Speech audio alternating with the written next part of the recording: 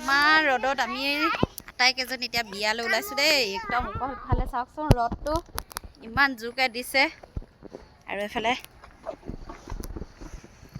আমাৰ বেটা খাই গৈ দিয়া। নোকোৱা কেলে ওলাইছোঁ দেই বিয়ালৈ বুলি ইমান গৰমত। আজি বোলে সূৰ্যটো অকণমান বেলেগ ধৰণে ওলাইছে বুলি ভিডিঅ' কৰি দিছে, সেইকাৰণে ভাবিলোঁ ময়ো অকণমান কৰি চাওঁচোন, কিন্তু নোৱাৰিলোঁ ভালকৈ কৰিবলৈ। ইমান যে গৰম উঠিলে নহয় ৰ'দত ভিডিঅ' কৰিবলৈ। কইনাজনীৰ কাৰণে মৰমতে সৰু উপহাৰ এটা আনিছিলোঁ, সেইটো মই এতিয়া পিন্ধাই দিছোঁ ধুনীয়াকৈ। আৰু আশা কৰিছোঁ কইনাজনীয়ে ভালেই পাব, যিহেতু আজিকালি ছোৱালীয়ে তেনেকুৱাই ঘড়ী পিন্ধে। আৰু এইফালে ইমান মৰম লগা কইনাজনী চাওকচোন।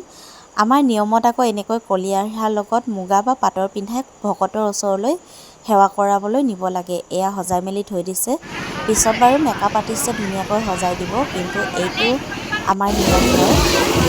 তাৰপিছত এতিয়া আমি ভাত খাবলৈ বুলি আহিলোঁ। ভাত খোৱা জেগাটোৰ ওচৰতে যে জেনেৰেটাৰটো চলাই থৈছে, ইমান অশান্তি লাগিছে নহয়।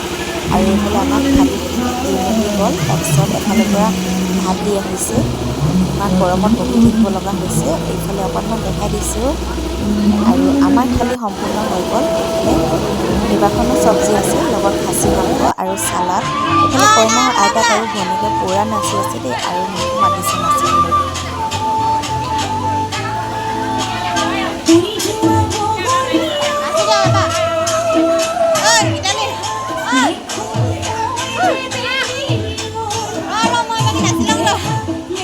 বিয়া ঘৰত ইমানখিনি খাই অহাৰ পিছত আকৌ চানা খাই বোলে, চাওকচোন। আহি থাকোঁতে আকৌ চানাৱালা লগ পালোঁ, লগ পাই বোলে চানা খাই বোলে চাওকচোন। আৰু আমাৰ এইফালে বেটা দেখিছে নহয়, ৰিলচ বনাই বনাই গৈ আছে। আমাৰ বেটাৰ ৰিলচটো চাব দেই, আৰু লাইক এটা কৰি দিব আপোনালোকে। এইফালে বোলে আকৌ বেটাই জুচ খাবলৈ দোকানত সোমাইছে।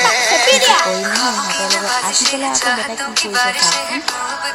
এইকেইদিন যে মোবাইলত দেখি থকা এই বটল ফুটা কৰি যে ৰিলচটো বনাই আছে, বাইকে কৰাৰ কাৰণে আৰু